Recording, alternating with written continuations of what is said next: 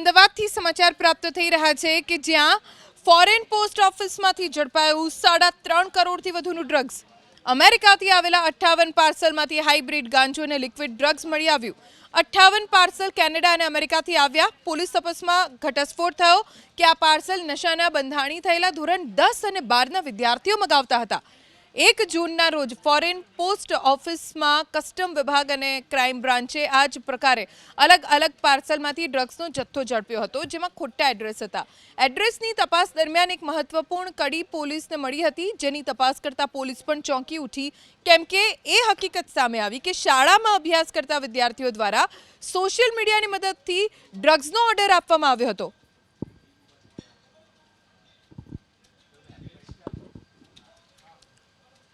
કયા અને કેવા પ્રકારના રમકડાની આડમાં ડ્રગ્સ મોકલવામાં આવતું, જાણીએ મારા સહયોગી પૃથા પાસેથી. પૃથા, જીતવરી, તો રમકડાની આડમાં ડ્રગ્સ મોકલવામાં આવતું હતું. ફોરેનથી કઈ કઈ વસ્તુની આડમાં ડ્રગ્સ મોકલવામાં આવતું હતું? તો જે ડાયપર છે, ડાયપરની આડમાં ડ્રગ્સ મોકલવામાં આવતું હતું. ત્યારબાદ જે નાના બાળકોના મોજા હોય છે, તે નાના બાળકોના મોજામાં પણ ભરી અને વિદેશથી ડ્રગ્સ મોકલવામાં આવતું હતું.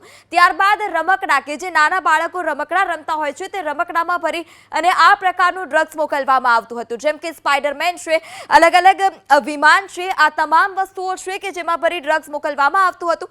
ત્યારબાદ સ્ટોરી બુક, કે સ્ટોરી બુકની વચ્ચેની જે જગ્યા હોય છે ત્યાં પત્તા કાપી અને આ પ્રકારનું ડ્રગ્સ હતું તે મોકલવામાં આવતું હતું. ત્યારબાદ વિટામિન કેન્ડીમાં પણ ડ્રગ્સ ભરી અને મોકલવામાં આવતું હતું. સૌથી ચોંકાવનારી બાબત એ છે કે ધોરણ 10 અને 12ના વિદ્યાર્થીઓ આ પ્રકારનું ડ્રગ્સ મંગાવતા હતા. ફોટો ફ્રેમમાં પણ ડ્રગ્સ મોકલવામાં આવતું હતું, એટલે કે ડાયપર, રમકડા, ફોટો ફ્રેમ, ત્યારબાદ નોટબુક, વિટામિન કેન્ડી, આ તમામ વસ્તુઓ હતી કે જેને લઈ ડ્રગ્સ આ તમામ વસ્તુઓમાં ભરી અને મોકલવામાં આવતું હતું. અને તેનો પર્દાફાશ થયો છે.